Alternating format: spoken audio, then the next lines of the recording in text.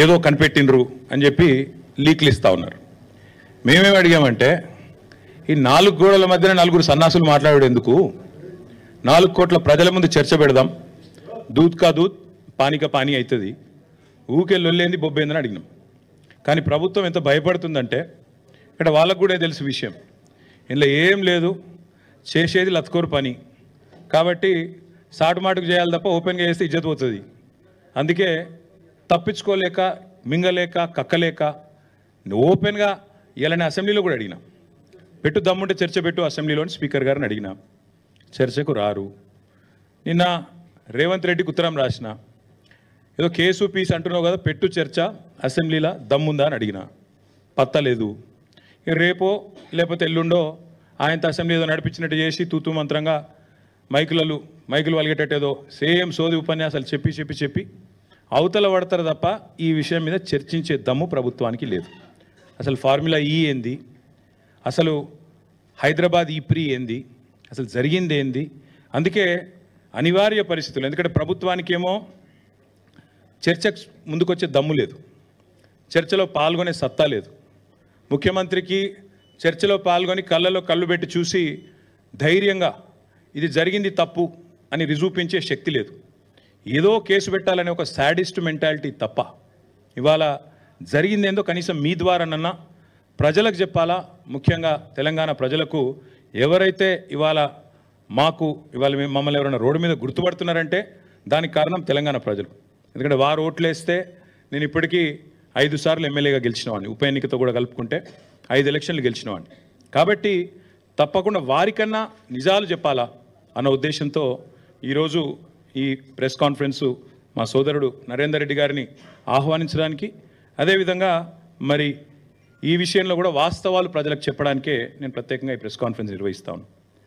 జరిగింది ఏంటి మీకు లాస్ట్ టైం కూడా చెప్పాను, మళ్ళొక్కసారి చరివిత చరణం అయినప్పటికీ కొద్దిగా మీకు బోర్ కొట్టినప్పటికీ దయచేసి సావధానంగా వినాలని రిక్వెస్ట్. హైదరాబాద్లో ఇండియాలో ఈ car racing, motor sports racing అనేది రావాలని, ఈ క్రీడగా బహుళ ప్రాచుర్యం పొందిన ఈ మోటార్ స్పోర్ట్ రేసింగ్ ఏదైతే ఉందో ఇక్కడికి తేవాలని చాలా ప్రయత్నాలు గతంలో కూడా జరిగినాయి. చంద్రబాబు నాయుడు గారు ముఖ్యమంత్రిగా ఉన్నప్పుడు 2001వ సంవత్సరంలో ఆనాడు ఫార్ములా 1 రేస్ని ఇక్కడికి తేవాలని, చాలామంది మిత్రులు కూడా మీడియాలో ఫార్ములా 1ని ఫార్ములా ఈని కలగాపులగం చేసి వాడుతున్నారు. దయచేసి అందుకే మీకు వివరంగా చెప్తాను. ఫార్ములా 1, 2, 3, 4 అవేమో regular internal combustion engines, ice engines అంటారు వాటితో జరిగే రేసులు. ఫార్ములా ఈ అంటే ఎలక్ట్రిక్ వాహనాలతో జరిగే రేసు ఫార్ములా ఈ. ఇవన్నీ కూడా FIA కిందికి వస్తాయి, ఫెడరేషన్ ఆఫ్ ఇంటర్నేషనల్ ఆటోమొబైల్స్ అని, దాని కిందికి వస్తాయి. ఎట్లయితే క్రికెట్లో మనకు BCCI, ICC 2 ఉంటాయి. BCCI అంటే Bharat cricket board of cricket control India, ICC అంటే ఇంటర్నేషనల్ క్రికెట్ కౌన్సిల్. అట్లాగే ఇందులో కూడా 2 అసోసియేషన్స్ ఉన్నాయి. ఒకటి FMSCI, federation of motor sports clubs India, same BCCI మాదిరిగా ఇండియాలో ఒకటి ఉంది. అదే మాదిరిగా మళ్ళీ ఇంటర్నేషనల్గా FIA, ఫెడరేషన్ ఇంటర్నేషనల్ ఆటోమొబైల్. ఆ FIA అనేది ఎపెక్స్ బాడీ, దాని కిందనే F1, F2, F3, F4, FE అంటే ఫార్ములా ఈ. ఈ రేస్లన్నీ కూడా వాళ్ళ కిందనే నడుస్తాయి. ఎప్పుడైతే చంద్రబాబు నాయుడు గారు 2001, 2, 3 ఆ ప్రాంతంలో ఈ బర్నీ ఎకెల్స్టోన్ అని ఆయన ఫార్ములా 1 యొక్క CEO ఆయనని కలిసి మీరు హైదరాబాద్కి రండి, మీరు ఇక్కడ రేస్ పెట్టడానికి కావాల్సిన ఏర్పాట్లు నేను చేస్తాను ప్రభుత్వ పరంగా అని ప్రయత్నం ప్రారంభించారు. కానీ దురదృష్టం ఆ ప్రయత్నం ఫలవంతం కాలేదు, ఫర్ వాట్ ఎవర్ రీజన్. అప్పటికి చంద్రబాబు నాయుడు గారు 2004లో ఓడిపోయారు, అది కూడా ఒక కారణం కావచ్చు. కానీ చంద్రబాబు నాయుడు గారు ఓడిపోక ముందే ఆయన ప్రభుత్వంలో ఉండంగానే ఇవాళ గోపన్పల్లి, మనకిప్పుడు ఫైనాన్షియల్ డిస్ట్రిక్ట్ పక్కనే ఉన్న ప్రాంతం గోపన్పల్లి, అక్కడ 580 ఎకరాల భూసేకరణకు నోటీసులు కూడా ఆనాడు ప్రభుత్వం ఇవ్వడం జరిగింది రెవెన్యూ డిపార్ట్మెంట్ ద్వారా. దేనికి? ఒక formula 1 race track, permanent track ఇండియాలో బిల్డ్ చేయాలి, దానికి హైదరాబాదే కేంద్రం కావాలి అనే కోరికతో ఆనాడు చంద్రబాబు నాయుడు గారి ప్రభుత్వం ఒక బలమైన ప్రయత్నం చేసింది.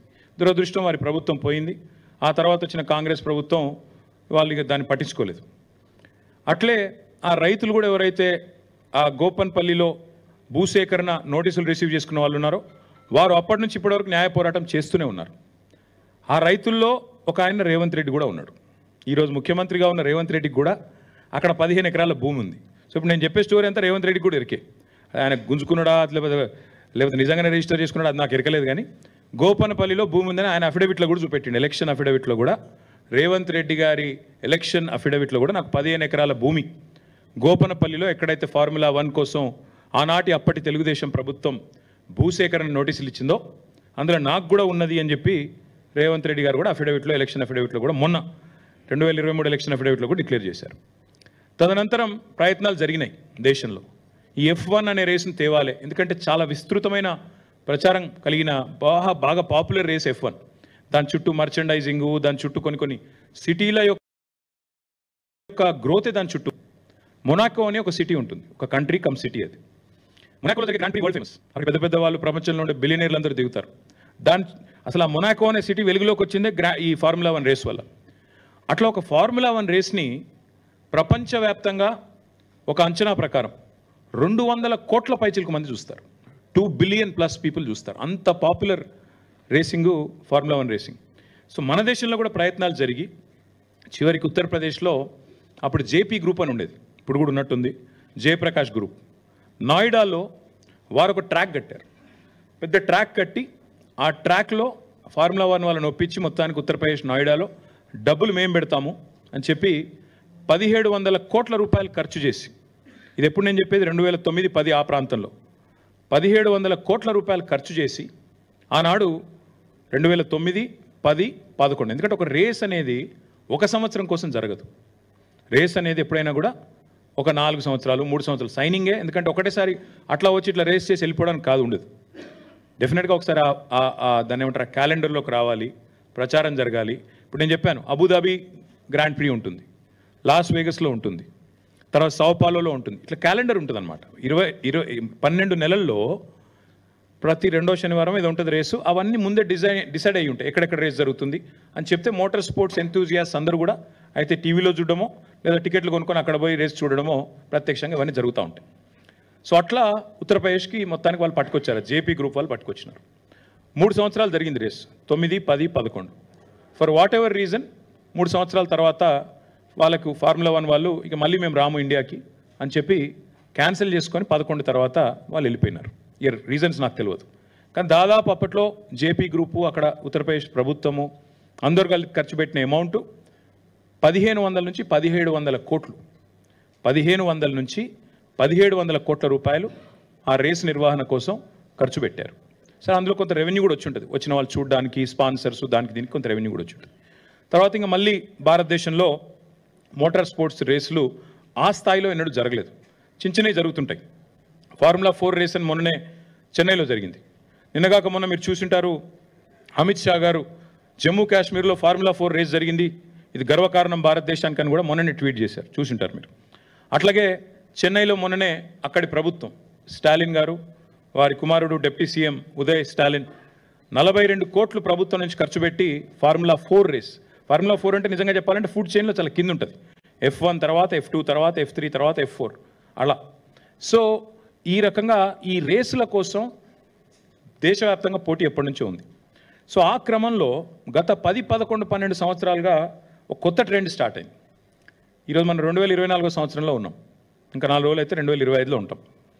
గత 2013-14 నుంచి ఎప్పుడైతే ఐస్ ఇంజన్ పోయి, ఐస్ అంటే ఇంటర్నల్ కంబషన్ ఇంజన్, డీజిల్ పెట్రోల్తో నడిచే ఇంజన్లు, అది పోయి ఎలక్ట్రిక్ వాహనాలు రావడం స్టార్ట్ అయిందో, ఎలక్ట్రిక్ వెహికల్స్ రావడం స్టార్ట్ అయిందో, అప్పటి నుంచి రేసింగ్లో కూడా ఎలక్ట్రిక్ వెహికల్స్ని తీసుకురావాలనే ఒక కొత్త కాన్సెప్ట్తోని ఈ ఫార్ములా ఈ అంటే ఎలక్ట్రిక్, ఆ రేసింగ్ స్టార్ట్ అయింది.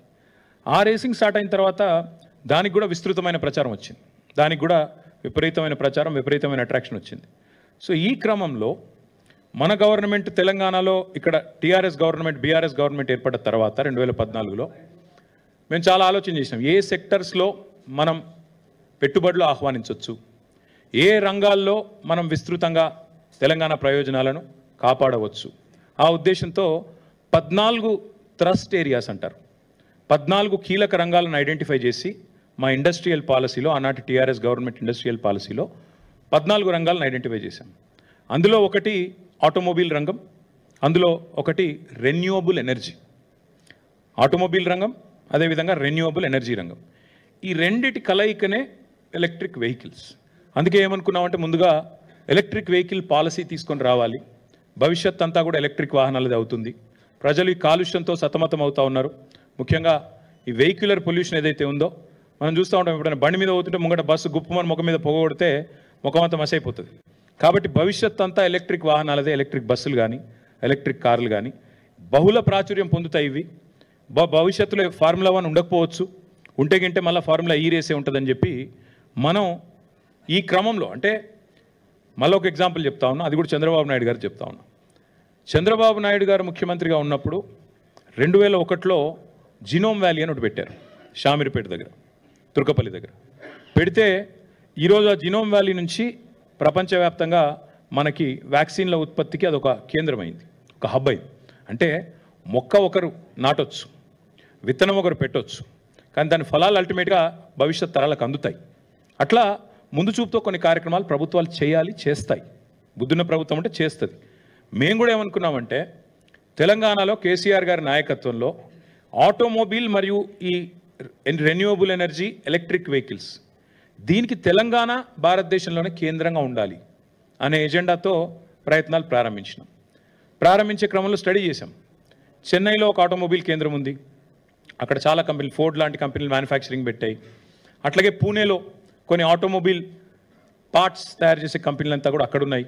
మరి మనం ఏం చేయొచ్చు అని ఆలోచించినప్పుడు మనకు సముద్ర తీరం లేదు, ఈకోసిస్టమ్ లేదు, మరి ఏం చేయాలి అని ఆలోచించి ఎలక్ట్రిక్ వాహనాలను బలంగా ప్రోత్సహిద్దాం, వాటికి సంబంధించిన మొత్తం ఈకోసిస్టమ్ అంతా ఇక్కడే డెవలప్ చేద్దామన్న ఎజెండాతో ఆ క్రమంలో హైదరాబాద్కి ప్రాచుర్యం రావడానికి, హైదరాబాద్ని ప్రపంచ పటంలో ఎలక్ట్రిక్ వెహికల్ ఎంతూజియాస్ట్ దృష్టిలో పెట్టడానికే ఫార్ములా ఈ రేస్ వాళ్ళని అప్రోచ్ అయిన తర్వాత జరిగింది ఏంటి అంటే మీకు ఒకసారి సీక్వెన్స్ చెప్తాను నేను.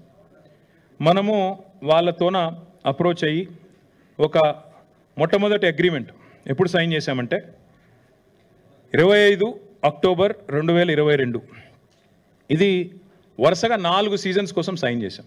ఇదేదో రేసు కోసమో రేస్ నుండి వచ్చే గ్లామర్ కోసమో చేసింది కాదు. రేస్ చుట్టూ ఒక తెలంగాణ మొబిలిటీ వ్యాలీ అనేది ఏర్పాటు చేయాలి, జినోమ్ వ్యాలీ మాదిరిగా. అందులో ఇన్నోవేషన్ జరగాలి, రీసెర్చ్ జరగాలి, మ్యానుఫ్యాక్చరింగ్కి తెలంగాణ హబ్ కావాలి. ఎలక్ట్రిక్ వాహనాలకు భారతదేశంలో అడ్డా ఎక్కడుంది అంటే తెలంగాణ ఉంది అని ప్రపంచం మాట్లాడుకోవాలి. ఇది మా ఎజెండా.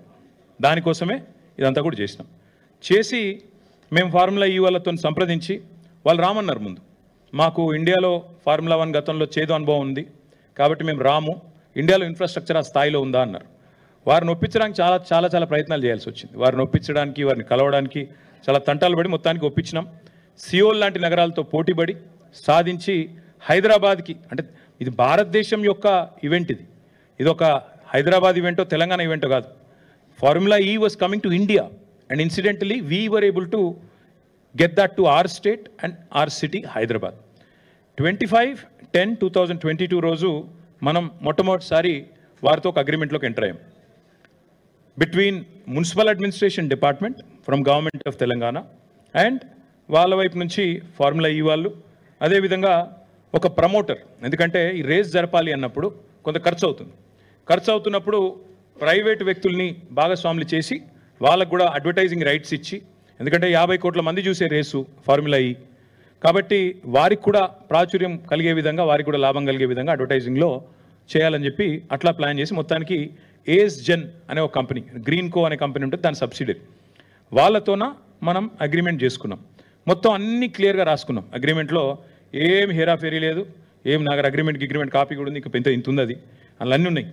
ఒకవేళ గొడవ అయితే ఎడుకోవాలి, ఏ కోర్టుకోవాలి, ఏ ఆర్బిట్రేటర్ కోవాలి, అవన్నీ కూడా అలా రాసుకొని ఇది 22 అక్టోబర్లో మనకు ఒప్పందం అయింది.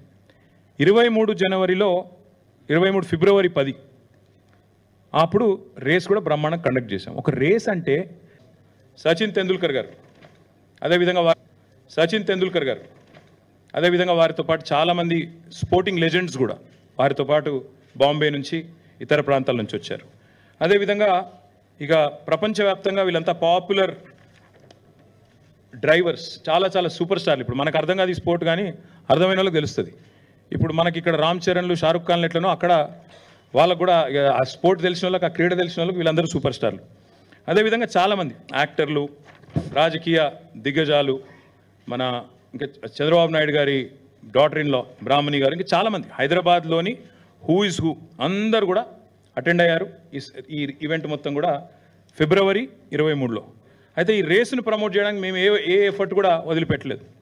ఇది బాంబేలో గేట్వే ఆఫ్ ఇండియా కాడ ఆ రేస్ కార్ను డిస్ప్లే చేస్తూ దీనికి పబ్లిసిటీ ఇవ్వడానికి, బాంబే నుంచి కూడా విజిటర్స్ని అట్రాక్ట్ చేయడానికి అక్కడ పెడితే మహారాష్ట్ర ముఖ్యమంత్రి ఏక్నాథ్ షిండే, అప్పుడు కేంద్ర ఉపరితల రవాణా శాఖ మంత్రి నితిన్ గడ్కరీ గారు, వారందరూ కూడా వచ్చి ఈ రేస్ మా దగ్గర పెట్టాలి బాంబేలా, మీరు ఎట్లా కొట్టుకుపోయినరు అని ఆ రోజు వాళ్ళతో మైక్లనే లొల్లు కూడా పెట్టుకున్నారు. నెక్స్ట్ ఇయర్ మా దగ్గర పెట్టాలని చెప్పి కూడా అడిగారు. దాని తర్వాత ఢిల్లీలో హర్దీప్ సింగ్ పూరి గారు, క్రికెటర్స్ శిఖర్ ధావన్ గారు, యజువేంద్ర చాహల్ గారు, ఇంకా చాలామంది ఎంపీలు వచ్చారు, ఇతర రాష్ట్రాల మంత్రులు వచ్చినారు. ఇదంతా కూడా జరిగిన తర్వాత మనకు రేసు ఫిబ్రవరి 2023లో రేస్ జరిగింది. రేస్ జరిగిన తర్వాత దీనివల్ల అసలు హైదరాబాద్కి ఏం లాభమైంది? ఎందుకంటే అడుగుతారు కదా సహజంగా. ఆ రోజు మొదటి రేస్కి ప్రభుత్వం వైపు నుంచి మనం పెట్టిన ఖర్చు మొత్తం హెచ్ఎండిఏ పెట్టింది. ఎందుకంటే హెచ్ఎండిఏ యాక్ట్లో చాలా స్పష్టంగా ఉంది. హెచ్ఎండిఏ చట్టంలో ఏం రాసింది అంటే, హైదరాబాద్లో జరిగే ఏ లీజర్ యాక్టివిటీ అయినా, ఏ రిక్రియేషన్ యాక్టివిటీ అయినా దాన్ని ప్రమోట్ చేయడానికి హెచ్ఎండిఏకి పూర్తి అధికారం ఉంది. హెచ్ఎండిఏ యొక్క చైర్మన్ ముఖ్యమంత్రి గారు, హెచ్ఎండిఏ యొక్క వైస్ చైర్మన్ మున్సిపల్ మంత్రిగా ఆ రోజు నేనున్నాను. కాబట్టి హెచ్ఎండిఏ నుంచి ఒక 30-35 కోట్లు ఏదో ఖర్చు పెట్టినట్టు, నాకు ఎగ్జాక్ట్ నెంబర్ గుర్తులేదు, సబ్జెక్ట్ టు కరెక్షన్. 30-35 కోట్లు ఏదో ఖర్చు పెట్టాము. ఆ ప్రమోటర్ ఎవరైతే ఉండేనో, స్పాన్సర్ గ్రీన్కో, ఆయన దాదాపు 100-110 కోట్లు ఆయన ఖర్చు పెట్టారు. ఏం లాభం వచ్చింది మరి హైదరాబాద్కి అని చెప్పి మాకు ఫిబ్రవరిలో రేస్ అయిన తర్వాత, మాకు నిజానికి మేము చేయలేదు ఈ స్టడీ, కొత్త సిటీలో రేస్ అయిన తర్వాత ఏం జరిగిందని చెప్పి నెల్సన్ అనే ఒక సంస్థ వాళ్ళు అధ్యయనం చేశారు.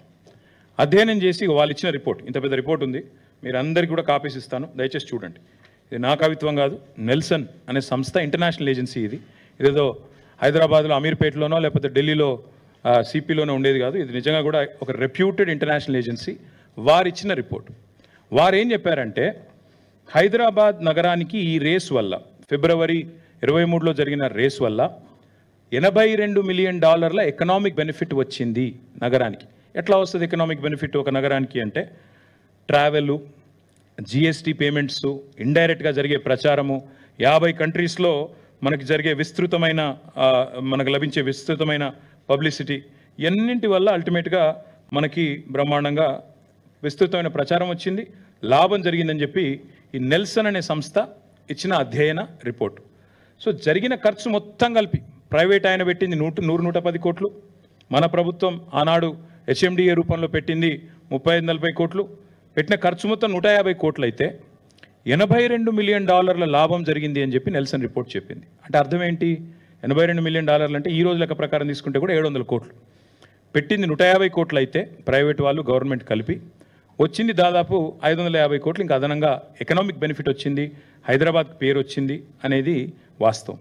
అయితే ఇక్కడ ఏం జరిగింది అంటే, హైదరాబాద్కి పేరు వచ్చింది కానీ ఆ ప్రమోటర్ ఆయన గ్రీన్కో అంటే ఆయన, నాకు పైసలు రాలేదు, ఎందుకంటే హైదరాబాద్కి పేరు వచ్చింది, మీ సిటీకి పేరు వచ్చింది, మీ గవర్నమెంట్కి పేరు వచ్చింది, కానీ నాకు పడతలు కాలేదు, ఎందుకంటే నేను 110 కోట్లు ఖర్చు పెట్టినా నేను అనుకున్నంత రాలేదు, కాబట్టి నేను వెనకకు పోతున్నా, నేను నెక్స్ట్ ఇయర్ నేను చేయలేను, మీరు ఎవరినైనా వేరే వాళ్ళను చూసుకోండి స్పాన్సరు అని చెప్పి వారు చెప్పినారు. చెప్పిన తర్వాత ఏమైంది, మేము ఇక 2023 was a busy year for us. ఎందుకంటే ఒకవైపు ఎలక్షన్లు, ఇంకోవైపు ఎలక్షన్ రన్అప్లో చేయాల్సిన చాలా కార్యక్రమాలు ఇవన్నీ ఉంటాయి కదా. సో ఆ క్రమంలో మేమున్నాం. జూన్ మాసం కల్లా అప్పుడు ఇంకా ప్రమోటర్ బ్యాక్అవుట్ అయింది. నాకు ఒక్క నిమిషం మీకు క్లియర్గా చెప్తాను.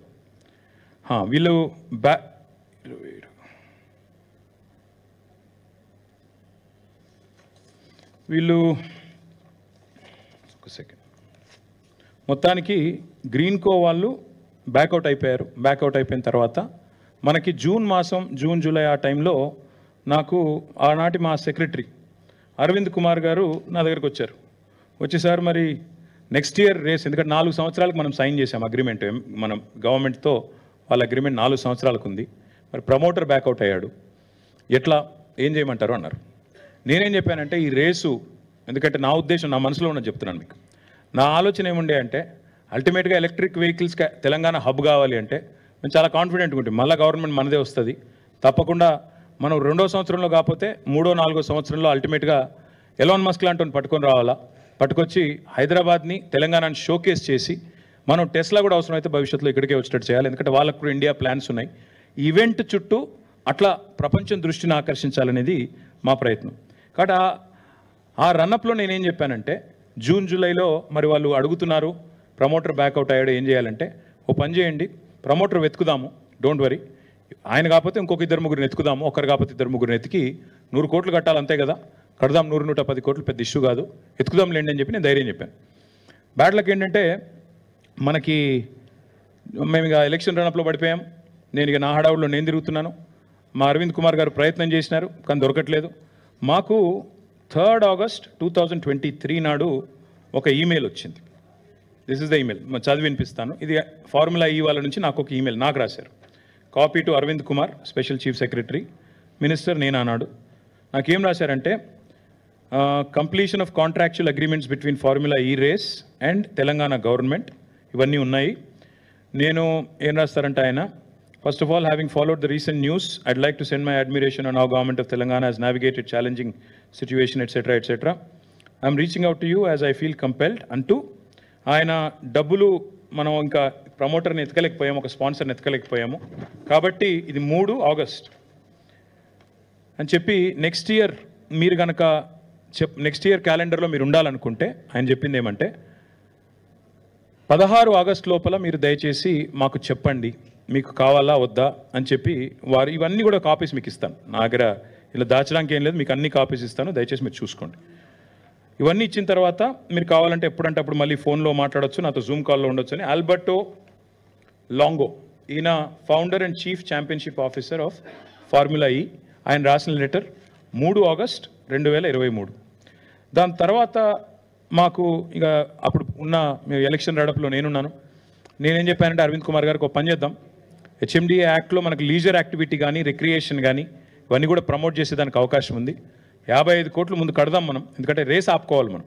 ఇంపార్టెంట్ పాయింట్ ఏంటంటే ఇక్కడ రేస్ మన దగ్గర ఉండాలి, పోనీయద్దు. ప్రమోటర్ని ఎత్తుకుదాం, ఏముంది మళ్ళీ గవర్నమెంట్లోకి వస్తాం మనం. దయచేసి మనం తర్వాత నవంబర్ 29 తర్వాత మన అధికారంలోకి వచ్చిన తర్వాత ఎవరో ఒకరు నేను పట్టుకుంటాను బ్రదర్, మీరు వరి కాకండి. అమర్ రాజా లాంటి వాళ్ళు ఇంకోరు ఎవరో 20-25 కోట్లు పెట్టమంటే వాళ్ళకి పెద్ద ఇష్యూ కాదు, పెడతారు అని చెప్పినాక ఓకే అని చెప్పేసి అరవింద్ కుమార్ గారు 2 దఫాలుగా 2 ఇన్స్టాల్మెంట్స్లో, ఎగ్జాక్ట్ డేట్స్ కూడా నేను మీకు చెప్తాను, వాళ్ళకి డబ్బులు పంపించడం జరిగింది. ఎప్పుడు అంటే ఒకటేమో 5 అక్టోబర్ 1 25% కట్టారు. తర్వాత అక్టోబర్ 11, 2023. మొత్తం కలిపి నాకేమైందంటే అప్పుడు నేను నా హడావుడిలో తిరుగుతున్నాను కాబట్టి వారు మాకు అది పంపించిన తర్వాత ఫైల్ పంపించారు. నాకు మినిస్టర్గా 27 సెప్టెంబర్ నాడు ఫైల్ వచ్చింది, ఏది 55 కోట్లు కట్టాలి అనేది. నేను ఓకే అని సైన్ చేసినాను. సైన్ చేసిన తర్వాత కట్టింది మేము అక్టోబర్ 5 ఒకసారి, అక్టోబర్ 11 రెండోసారి, అంటే 2 ఇన్స్టాల్మెంట్లు కట్టాం. కట్టిన తర్వాత వాళ్ళు డిక్లేర్ చేశారు ఎప్పుడు, అక్టోబర్ 19. మేము అక్టోబర్ 5, 11 కట్టిన తర్వాత అక్టోబర్ 19 నాడు హైదరాబాద్ను క్యాలెండర్లో ఇంక్లూడ్ చేస్తూ నెక్స్ట్ సీజన్కి వాళ్ళు స్టేట్మెంట్ ఇచ్చారు. అంటే ఆ డబ్బులు కట్టడం వల్లనే రేసు మనకు మిగిలింది, లేకపోతే రేసు పోయేది, క్యాన్సిల్ అయ్యేది, మనం అబాస్ పాలయ్యేవాళ్ళం. అయితే ఇట్లాంటివి జరుగుతూ ఉంటాయి. ఇది ప్రపంచంలో ఇది మొదటిసారి కాదు, ఇదేం చివరిసారి కూడా కాబోదు. కానీ ప్రభుత్వాలు ఎట్లా దాన్ని హ్యాండిల్ చేస్తాయనే దాన్ని బట్టి వ్యవహారం ఉంటుంది. మాంట్రియాల్ అనే ఒక నగరం ఉంటుంది. మాంట్రియాల్ నగరంలో అక్కడ కూడా ఇదే జరిగింది. అక్కడ ఒక ఎలక్షన్ జరిగి ఒక మేయర్ ఓడిపోయి ఇంకో మేయర్ గెలిచిన తర్వాత ఏమైంది, ఇట్లనే సేమ్ సిచ్యువేషన్ హైదరాబాద్లో ఎట్లయిందో అట్లే. ఏం జరిగింది అక్కడ అంటే మాంట్రియాల్లో ఇట్లే కాంట్రాక్ట్ ఉండే, అగ్రిమెంట్ ఉండే. ఆ కొత్త మేయర్ వచ్చిండు, ఇదేంది నాన్ సెన్స్ అని చెప్పేసి క్యాన్సిల్ చేసినాక వాళ్ళు కోర్టుకు పోయినారు. ఫార్ములా ఈ వాళ్ళు కోర్టుకు పోయినాక ఫార్ములా ఈ సూస్ మాంట్రియాల్ సిటీ. తర్వాత ఏమైంది, అక్కడ సిటీ గవర్నమెంట్స్ ఉంటాయి, స్టేట్ గవర్నమెంట్ కంటే కూడా సిటీ గవర్నమెంట్లు మేయర్లు పవర్ఫుల్. అల్టిమేట్గా సెటిల్ చేసుకున్నారు.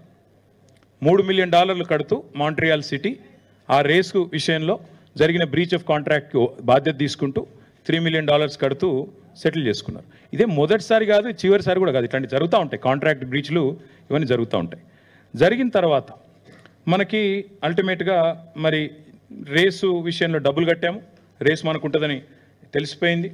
ఇది 27 అక్టోబర్ నాడు మనకి వాళ్ళు ఆ స్పాన్సర్ ఎవరైతే ఉన్నారో అప్పటిదాకా ఉండే ఫస్ట్ సీజన్లో ఆయన టర్మినేషన్ లెటర్ ఇచ్చేసిండు మనకు. ఇక నేను లేనిలా ఏస్ జెన్ అంటే ఆయన గ్రీన్ కో అంటే ఆయన నాకు సంబంధం లేదుగా ఈ రేస్తోని, ఈసారి హెచ్ఎండిఏ కట్టింది డబ్బులు కాబట్టి మీరు చూసుకోండి అని ఆయన ఇచ్చిన లెటరు, ఈ కాపీ కూడా నేను మీకు ఇస్తాను. ఇక తర్వాత మిగతాది మీకు తెలుసు. 29 నవంబర్ నాడు ఎన్నిక జరిగింది. ఎన్నిక జరిగిన తర్వాత మేము ఓడిపోయాము. డిసెంబర్ 3 నాడు రిజల్ట్స్ వచ్చినాయి. కాంగ్రెస్ గవర్నమెంట్ డిసెంబర్ 7 నాడు వచ్చింది. డిసెంబర్ 7 నాడు కాంగ్రెస్ గవర్నమెంట్ వస్తే ఇక్కడ ఒక చాలా ఇంపార్టెంట్ విషయం మీకు చెప్పాలి. ఇప్పటి వరకు రేవంత్ రెడ్డి విషయం బయట మాట్లాడతలేడు, దానకిషోర్ గారు మాట్లాడతలేరు, గవర్నమెంట్ మాట్లాడతలేదు. ఈ ప్రమోటరు, ఈ చీఫ్, ఈయన ఫౌండర్ ఆఫ్ ఫార్ములా ఈ రేవంత్ రెడ్డిని వచ్చి కలిసిండు. ఇప్పటివరకు ఇది పేపర్లో లేదు, ఎక్కడ లేదు, ఫోటో చెప్తలేదు గవర్నమెంట్. ఇది 13 డిసెంబర్ అంటే వీళ్ళు గవర్నమెంట్కి వచ్చింది 7 డిసెంబర్ అయితే 13 డిసెంబర్ నాడు ఆయన వచ్చి రేవంత్ రెడ్డిని కలిసిండు. కలిసి తర్వాత ఏం జరిగింది అంటే this is exactly on 13th December. Revanth Reddy గారు చాలా పాజిటివ్గా స్పందించారంట, అది నాకు తెలియదు, స్పందించారంట. స్పందించి నా తర్వాత కరెక్ట్గా 13 నాడు రేవంత్ రెడ్డిని కలిశారు. ఇక్కడ నుంచి ఇంపార్టెంట్ ఈవెంట్ స్టార్ట్. ఇది 19 నాడు ఎవరైతే రేవంత్ రెడ్డిని కలిసిండో ఆల్బర్టో, ఆయన co founder and chief championship officer, ఆయన కూడా ఈ దానకిషోర్ గారు కూడా ఈ మీటింగ్లో ఉన్నారు. ఆల్బర్టో రేవంత్ రెడ్డి గారిని కలిసినప్పుడు దానకిషోర్ గారు కూడా ఆ మీటింగ్లో ఉన్నారు, ఫోటోలో లేరు, మీటింగ్లో ఉన్నారు. ఇది దానకిషోర్ గారికి ఆల్బర్టో 19 డిసెంబర్ నాడు రాసిన లేఖ, ఈమెయిల్. ఏం రాశారంటే, dear mister Danakishore, I trust this letter finds you well. On behalf of formula E operations, మీకు కంగ్రాచులేషన్స్, ఇప్పుడు కొత్తగా మీరు ప్రిన్సిపల్ సెక్రటరీ అయ్యారు అని చెప్తూ, we are writing to you with great enthusiasm regarding our ongoing partnership and agreement in place for hosting Formula E race in the city of Hyderabad for the next 3 years. వచ్చే 3 సంవత్సరాల కోసం కూడా formula E race ఇక్కడ నిర్వహించాలనే తాపత్రయంతో నేను మీకు రాస్తున్నాను. We value the collaborative spirit that has defined our relationship thus far and look forward to building on the lasting positive impact which 2023 Hyderabad E-Prix has created. ఇక inaugural edition 31,000 మంది వచ్చారు, దాదాపు 190 కంట్రీస్లో చాలామంది చూశారు అని చెప్తూ, నెల్సన్ అనే సంస్థ $83 మిలియన్, ఇదంతా కూడా మీకు ఇస్తాను, మీకు అన్ని కూడా షేర్ చేస్తాను, మీరు చూసుకోవచ్చు. $83 మిలియన్ లాభం జరిగిందని చెప్పి రాశారు అని రాస్తూ, ఇక్కడ నుంచి important. Following my encouraging personal meeting with chief minister Revanth Reddy last Wednesday in Hyderabad, we kindly request written confirmation that newly elected government will progress with the existing agreement between Formula E operations and the MA and UD department. As part of the confirmation to the event, I'd also like to request your commitment to an operational delivery plan of the event. And చెప్పి Formula E event director, with whom you had fruitful conversation earlier, will be in touch with you అని చెప్తూ డీటెయిల్డ్గా email రాసి ఆయన ఏమంటారంటే, ఇందులో చాలా important line ఏంటంటే, I fully appreciate the short preparation time to familiarize yourself with Formula E project, yet I am required to request the receipt of a letter of confirmation of the event commitment by no later than 21st December 2023, close of business India time. 13 రోజు ముఖ్యమంత్రిని కలిసిండు, 19 రోజు email చేసిండు ఆయన దానకిషోర్కి. ఇది ఏది కూడా ఇప్పటివరకు government బయట చెప్పట్లేదు. ఈ గవర్నమెంట్ ఎట్లా చెప్తుందంటే అసలు ఏం జరగనే లేదు, ఉత్తనే అయిపోయింది, ఏదో దోపిడీ జరిగిపోయింది అన్నట్టు మాట్లాడుతున్నారు. 19 రోజు ఉత్తరం రాశారు, రాసి క్లియర్గా అడిగినారు, ఇది మీరు మరి చేస్తారా రేసు, మీరు ఎంకరేజింగ్ ఉండే రేవంత్ రెడ్డి గారితో మీటింగు, కానీ మరి చేస్తారా లేదా మరి చెప్పగలరు. 21 డిసెంబర్ ఈవినింగ్ కల్లా చెప్పాలి మీరు, ఎందుకంటే లేకపోతే మాకుండే రూల్స్ మాకుండే ఇబ్బందులు మాకున్నాయి అని చెప్పారు. చెప్పిన తర్వాత దానకిషోర్ గారు మరి సమాధానం ఇచ్చారో లేదో నాకు తెలియదు. This is the letter again by the legal director of formula ఈ ఆన్ 22nd డిసెంబర్.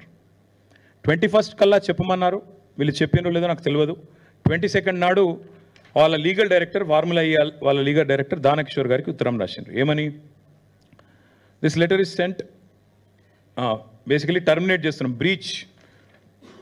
బ్రీచ్ జరిగింది, కాంట్రాక్ట్ బ్రీచ్ జరిగింది, మీరు పైసలు కట్టలేదు కాబట్టి మరి dear Danakishore, following our letter dated 19th December which content requirements still unaddressed from your side, FEO has no option but to formally notify you, pursuant to Section 23.1 of the Schedule 2 of the agreement, that MANUD department is in material breach of our agreement due to failure to pay a significant amount of fees.